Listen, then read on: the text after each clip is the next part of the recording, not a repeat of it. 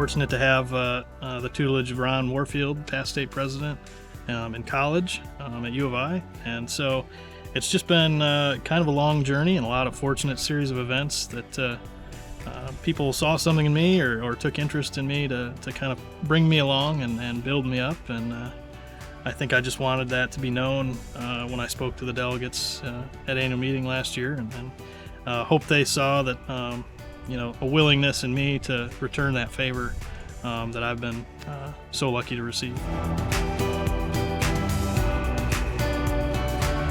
If young leaders in our organization ever question if we really value them and their time and effort, I'm vice president at 37, so I would say the program works pretty well, and there's a lot to get out of it, but I think at the end of the day you have to take advantage of the opportunities and make the most of them, and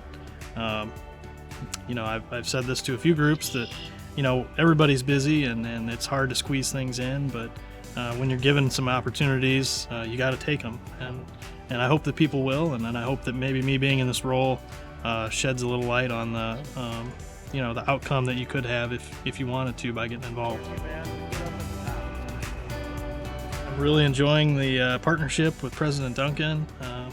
We've got a great board of directors, and I think for me, the best thing so far with this role is the thing I've enjoyed most about Farm Bureau is the people. And so being this heavily involved and this busy with Farm Bureau, it just allows me to dive into that portion of the organization, the members and people, a little bit deeper and get a wider feel for our members. So if we look at it with our farmer hat on, right, that every year farmers put together a budget and they stress test their operations based on different commodity prices, different yields, right?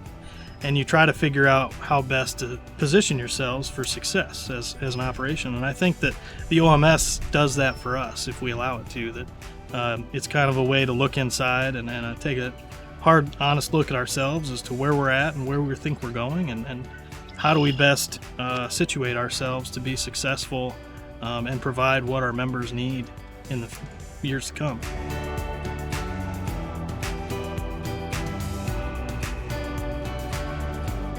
Trying to make the most out of everything we can off the farm, but the fruit and vegetable stuff doesn't really bring in a whole lot of money for us, but it's a passion of mine, and it's something that the family really enjoys, and it's a way for us to connect with our landlords and legislators. And our lieutenant governor talks a lot about that for all the differences we have as individuals, that food is the one thing we can all agree on, right? It's the one thing we all need. And so I think that fits in well with kind of me and my family and our farm as to how we approach some of the fruit crops and why we grow them.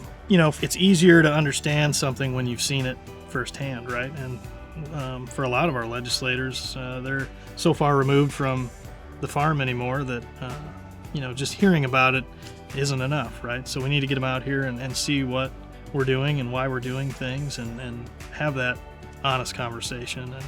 And I think that goes a long way in building those relationships and helping really bridge an understanding between ourselves and especially our urban and suburban legislators. I think things like the Family Farm Preservation Act being such a bipartisan approach and bipartisan effort, gives us reason to be hopeful and kind of those building blocks to keep working off of.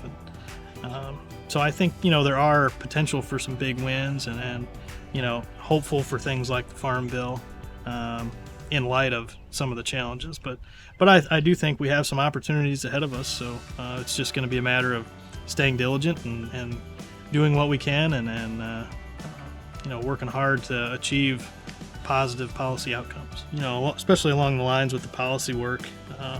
But really in anything we do with Farm Bureau, it's kind of that old adage that decisions are made by those who show up, right? So this is our members' organization, but if you don't come to the meetings, if you don't come to the table, if you don't make your voice heard, it's hard to be part of the process. So I would just really encourage people to get involved, stay involved, and be a part of the voice.